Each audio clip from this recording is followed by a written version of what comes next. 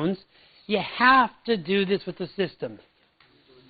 It's impossible to do manually unless you're talking about the commercial loans, small, big loans. So you might be able to do this at HBL, for example, for your loans in the UAE, which are small but huge. But I don't think you could do it here. It's impossible. So let's go to the concepts. So we have a timeline. So here I have a 10-year loan. Okay?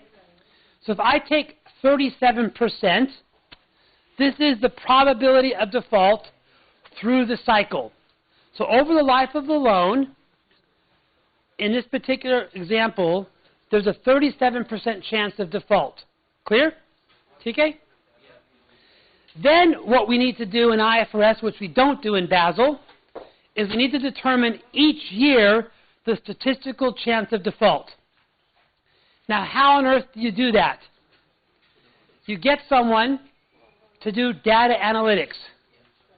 You take a huge database and you basically do a lot of data mining. This is not my area of expertise, but you'll get someone there who will basically become a model expert. And they will try and draw correlations between what those default rates are. Yeah, probably the transition matrix of the risk of the ORRs, the risk rating, the scores. We do the transition and then we do a curve of repayment. We basically present value of repayment. Well, that's the next thing we do. But first, to get the default rates, is we look at past transactions. But we got to adjust those because what if I look at transactions in 2009? There would be higher defaults. What if I look at 2007? Lower defaults. So the problem is when you look at history, you got to get the right period, right? It's very risky. So if you look from like the last 4 years in the United States, it's been a boom period, right? So if you were to use the last 4 years to build up your model, that would be flawed. Because the last 4 years was wonderful. Before that, it was bad, right? So you need to be careful to get the right relevant range. The standard doesn't really give a lot of guidance on that. But if you do your regression analysis from 2007 to 2005, it's going to be wonderful, right? If you do an analysis from 2008 to 2012, it's going to be a disaster. So these are things we need to take into account. So we have to go back and look at past transactions for a reasonable period of time, which I would think is at least a decade. How far do you guys go back? Well, the last 10 years has been an economic boom. I don't agree with that. The last 10 years has been the longest economic boom in the history of keeping track. So that's not a fair statement. So, you know, we always become a bit lazy because remember the present, right? We're due for another recession. Again, it's all data-driven, so problems with the data availability and data is manipulatable, right? You tell me the loss you want, I'll play with the data and get it for you. Is that how you guys do it? we don't do it. Ah, they can't say here, right? We don't do it. Officially, unofficially. Anyways, so that's the probability. So here, and how these move, what is that called? What is that called, guys? How they move. There's a term. Do you remember? No? What is this called? How the percent changed? How these percentage changes. This is called?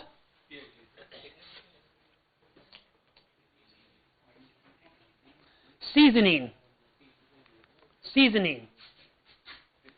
So what seasoning is as loans get older, the default can change. So generally, do you pay your car first or your house first? It depends where you live, I guess. In the United States, what would you pay first? Car, because if you don't pay your car payment, what happens? When you're sleeping, they come to your house and the car is gone. Now, in America, where I live, if you don't have a car, we don't have buses where I live. And people don't take hitchhikers. So if you don't have a car, you're in trouble. So in the U.S., you generally find lower income people will always pay their car loan first. Because if you want to take someone's house away, there's a legal process which could take a year. They don't come in the middle of the night and kick you out of the house. But they do come in the middle of the night and take your car. They're allowed to by law. They can break into your garage and take it. That's the law. So, that's seasoning. So what you tend to find is different types of loans, the default rates go up or down as the loans get older. It depends what it is. That's called seasoning. So in my example here, the default rates went up and went down. And that's what your data mining person is going to do, is to determine how they season. And it all depends on the market. So that's going to be specific to Pakistan. The loss given default. Now, when you work out the default rate, we ignore collateral, right? So collateral, we skip. But when you work out the loss, you take into account the collateral. So it's possible to have high default rates, but a lot of cash collateral, and the loss could be zero. And I find in emerging markets where you tend to have a lot of security, more than the U.S. model, you probably have a lot of loans with high default rates, but the loss is zero. Is that correct? Yeah. Where in the U.S. market, you don't really have that. Because in the U.S. market, cash collateral is not as common as your market. I mean, when I first heard about cash collateral, I say, why would I get a loan with cash collateral? It sounds kind of stupid, doesn't it? But it's common, right? I have one question. If the collateral is illiquid, for example, like you gave an example of Syria, you have a property over there. Well, that's a tough example because Syria is totally illiquid. Yeah. But if it's property in, say, Karachi, the problem you have here, we had this discussion last time when I was at HBL in depth, and what I understand is it's really, really difficult to take the property away from someone. And then it's also difficult with guarantees, right? We had this problem in Afghanistan because we have a branch over there. In where? Afghanistan? Yeah. So that's Yeah. one of the ML points. Demonstrate the recovery rate in terms of property. So you need to demonstrate the recovery rate, so if the legal framework. I don't know how, I was told that the titles aren't always clear in the countryside. So if you have loans in the rural areas, the property titles are messy. It depends where, obviously. So this is all going to have a factor. So you have to determine what you can recover. Guarantees. I saw this in Saudi. A lot of times you might get some famous rich person who guarantees your loan. They sign a paper. But when it comes time to call in the guarantee, they say, tough luck. So what you find is a lot of times these guarantees are good for the trash can. So this is the hard part. I don't know how guarantees work in your country. In the U.S., they're easy to take to court. In Saudi Arabia, if you're the royal family, I can't take you to court. You're a special exemption. Here, do guarantees work? Okay. Better than the property side. Okay, so it depends. You need to assess that. So the loss given default is saying, okay, if there's a default, how much can we recover? So when I say 75%, what I mean there is we're going to get 25%. And again, this is based on massive assumptions, right? Are those given to you by the central bank? Right now we have to calculate, but there is a minimum LGD which we are using 45%. That's the more That's been adopted from Basel.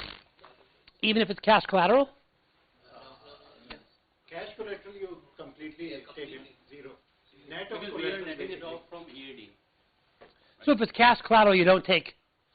Okay, so only if it's property or you have to take minimum 45%. LGD is adjusted net of collateral. Okay, We are doing that. okay. So anyways, the hard part here is how do you get that percentage? It's not easy. It's not. Look, the reality is the standard is full of estimation. I don't care who your consultant is. It's massive estimation. And when you get two of the big four together as your advisors and one as your auditors and you have three opinions, there's a problem with the system, right? Don't you think that's a problem? To have 3 different opinions on the same thing? But I think on IFRS 9, the courts have sit together and they Yeah, have but a lot of times when they do it, I've seen it. yeah, there is a consensus. I know that, but you can have meetings with clients. I've seen it in Dubai where they'll have 2 audit firms who are their advisors, and 1 audit firm is their auditor, and all 3 people will have a different opinion in the same meeting. Honestly, the reasons are different. You can call it a substance over form. Yeah, there is. We But again- actually, consultant would like to favor the client because wherever judgment is there, judgment can be exercised Yeah, either with side. little flexibility. So I think it's not, the problem is not with this calculation, this will remain complex. But And subjective. logical reasons which can support these kind of scenarios. And I think even the clients also now understand. We have gone through a cycle of 6 months, 8 months. Now clients understand what do we mean by expected credit losses and how much significantly statistics is involved in it. And people have built their teams having skills which are required. I think the problem is it's not something which you can turn on, turn off. Right? It's going to take its maturity cycle, right? Correct. It will be refined based on understanding as well as based on the impacts. Currently, people are susceptible, skeptic, right? What's going to happen, including the regulator. There are a number of issues which need to be answered. And I always say the scalability. If you invent something in the United States or the UK, right, having the size and complexity of HSBC or Goldman Sachs, and you are asking Suneri Bank to implement everything there, although they've done a very good job, So it's of course. but the scalability is going to impact their guesstimates or judgments, and maintaining that amount of data, they have a lot of other business to do. They're not here to just monitor the notches or two-notch movement is there, okay, significant increase in credit. So they need smart systems. Our Yeah. IT systems are not that developed. Yeah, I realize. So all these things are not considered in these literature. I agree with you Those are the completely. practical issues which the clients are facing at this point. Because I always say, when I work with clients, go back to common sense as much as you can.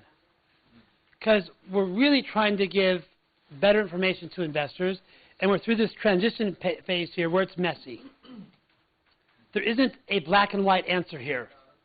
2 people will do the models, they'll get 2 different answers. Period. It's complicated. So let me just go through this. So you get your loss, is that clear? So this is a model. Now, according to what you're saying, it's a minimum number here of 55%, right? 55 is the... Right, so this would be for you 55%. The loss is 45. So the 55 is the amount you can keep. So your maximum recovery is 55% in Pakistan. That's not in the standard. That's just a decision that your regulator has done. Is that reasonable? Who knows? Then we get onto the exposure. Now again, this can go up and down. And again, this is very hard to model because when you have another recession, things change, right? And one of the difficulties in the model is we're supposed to use information today and information that we have about the future that is supportable. We can't just randomly pick about the next recession. So it's a very difficult model to justify. So we take these and multiply them out. That's our expected loss. Year 1%, a loss of 75, and the loan value is 100. And if you do that for the life of the loan, that doesn't include discounting. So if the loan has an interest rate of 10% and we present value it, those are the expected values in present value terms of the loss. So what the standard is basically saying